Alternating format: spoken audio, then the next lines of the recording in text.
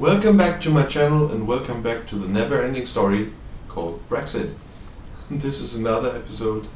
We had a lot in the recent days, but there are always topics coming up, even after the G7, and during them there are topics which I haven't covered yet, and there's a new one. German press is reporting now that the prorogation topic is back on the table. They say Boris Johnson asked Attorney General Cox for advice if it's possible to prorogue Parliament. In detail, they say Boris Johnson would have asked if it's possible to prorogue Parliament from the 9th of September for 5 weeks. That doesn't cover the whole rest of the session of Parliament, but Parliament returns on 3rd of September, so it's only a few days until the 9th, and 5 weeks after them there's only 1 week left before the 31st of October. So Parliament wouldn't be able to do very much to stop Brexit or stop a no-deal Brexit if Boris Johnson could and would do that. The media got this information from a leaked email, so there's another leak again in the Tory government. Although there are speculations in the media that this email was leaked on purpose with the knowledge of the whole government, and that they wanted people to know that they're checking this possibility. Some believe they want to trigger action in the opposition, so they might make mistakes and try something too fast. I mean, everybody knows that Jeremy Corbyn is going to meet with other party leaders from the opposition to negotiate all the possibilities around a vote of no confidence and his wish to become Prime Minister of a caretaker government.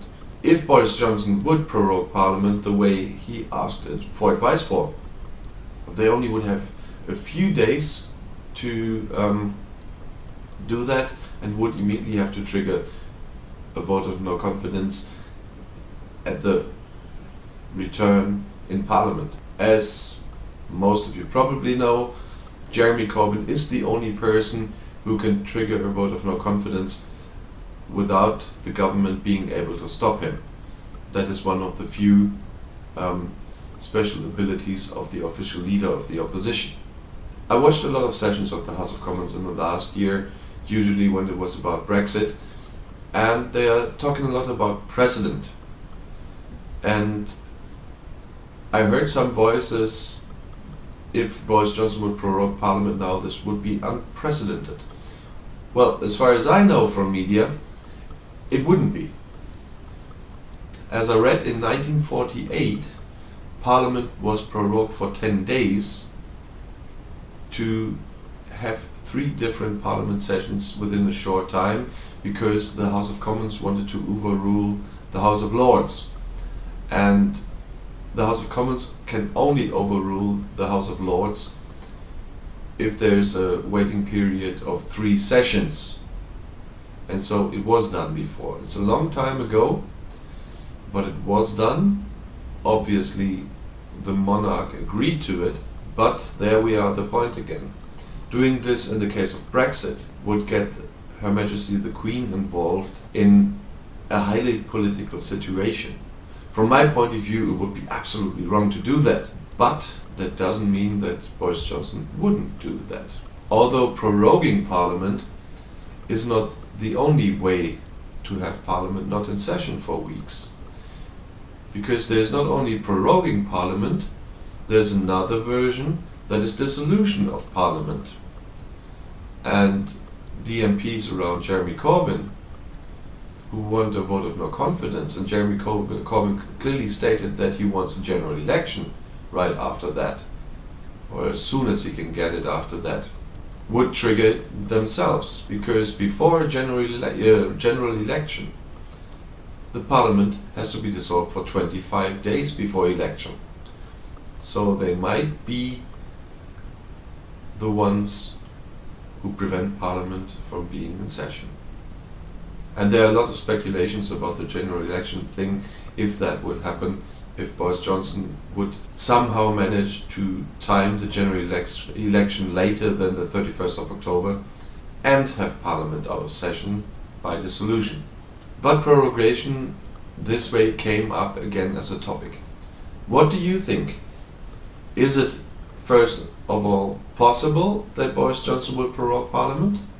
Do you think he will use that? Second, if he would try, do you think Her Majesty the Queen will give her consent to this? And third, if Boris Johnson would do that, do you think this would be legal? And do you think this would be the right thing to do? These are some questions where I would like to get some feedback from my audience. I personally don't think that would be the right thing to do. It's taking the Parliament out of the calculation is, from my point of view, not very democratic. I know that many of you will say that the House of Commons at the moment is not acting very democratic by ignoring the first referendum. But the referendum showed that that time the majority wanted a Brexit. That is true. But there's something about that referendum that doesn't make Parliament anti-democratic if they're not listening to it, because it wasn't a binding referendum. Parliament never brought out a law that before the referendum that said whatever the people decide has to be done, and that is the only way to get a referendum like this binding. So Parliament is legally not bound to this referendum. I know your opinions. I get a lot of these comments. I read comments on other videos regarding Brexit, and I know how emotional that is. By the way, I'm sometimes really disgusted by the way people are discussing this. Nothing can be that important to treat other people like this. And I'm talking about both sides of Brexit. That counts for Brexiteers as much as for Remainers. In case of proroguing, of course, John Bercow, the Speaker of the House, has an opinion to this. He already said proroguing could not be accepted because it would just be used to take away the legal right of the Parliament to vote on Brexit and to do what they think is right in the actual situation. And the actual situation is bringing me back to one point from the G7 summit, which I haven't covered yet, but I don't want to leave out, so I put this in now, because there were a lot of interviews Boris Johnson gave to British and to foreign press during the G7 summit about Brexit. And there was one very interesting sentence he said when he was asked frequently from a reporter if there will be food shortages in case of a no-deal Brexit. He just could have said no. He just could have said we're doing everything to prevent this. It's most unlikely, but he didn't really say that. He once said it's not very likely, but he was asked again about Operation Yellowhammer, and what it said in there, they stated Operation Yellowhammer and its consequences that were stated there are not valid anymore because that was before all the no-Brexit preparations his government has prepared. But still asked several times about the possibility of food shortages, he didn't rule them out. So even he cannot convincingly say there won't be food shortages. And I want to add something about the blame game. Boris Johnson in Berlin said, oh, it's great what the Chancellor says. The Chancellor said, if you have an alternative, bring it and the backstop will go. That means, as I repeated before, the ball is in the courts of the UK at the moment. But in these interviews, he said, we can get a deal, but it's the responsibility of the EU that they make possible we can get a deal. So he ignored everything he talked about to other leaders from other EU countries in the last week. He knows well that the British have to bring a solution to this, because the British want the backstop gone. The British got the answer, bring an alternative and the backstop can go, and the British didn't bring anything. And even if he said in Berlin, in the next few days we will tell you some alternatives, we'll make an official statement. Where is the statement? I haven't heard it. And that's almost a week ago that he said that within a few days they will bring alternatives. The government didn't. And to this blame game that's going on, not only by politicians, but I know that a lot of people in a lot of comments to a lot of videos from a lot of people are blaming the EU and others are blaming the UK. People, the blame game won't help anyone. If there is a no deal, what I still believe will be the outcome with the highest probabilities, there will be food shortages, there will be shortages in medicine, there will be other troubles, there will be long lines of trucks at the borders and at the ports. The economy in Britain will suffer from this much more than the economy in other EU countries will suffer from this. But to be fair, everybody in important positions knows that. And when this happens, what we all believe will happen, then it doesn't matter who you blame. So the blame game is just a smokescreen. Of course, even if everybody in Britain can blame the EU for that, but the people suffering are the ones in Britain. So I really don't understand what this nonsense is supposed to do.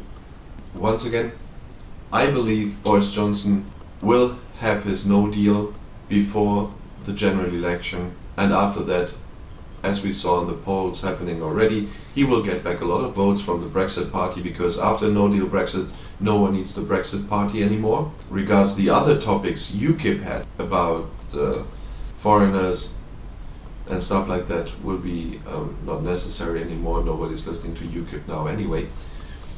And the Brexit party will have fulfilled its purpose, and the Tories will get a lot of these voters back after no deal Brexit, because at the time of the general election you won't see that many of the, as Boris Johnson always said, bumps on the road.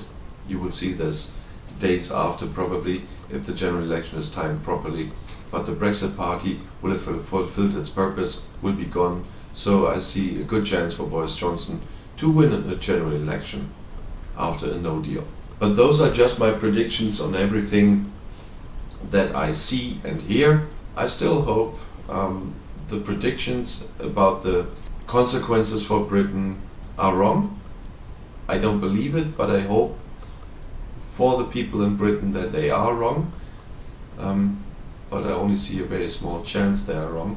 But I wish you all the best still, so I hope that we are all wrong.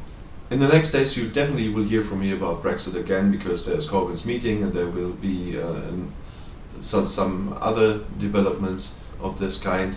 For now I just want to keep it there. Thank you for watching again. If you haven't done so yet, please don't forget to subscribe to my channel. You can do it during the whole videos you see. If you see the little arrow down there, just press it, press subscribe, and don't forget to click the bell so you will know when I bring up my next Brexit video. But for today, thank you very much, have a good day, and see you soon.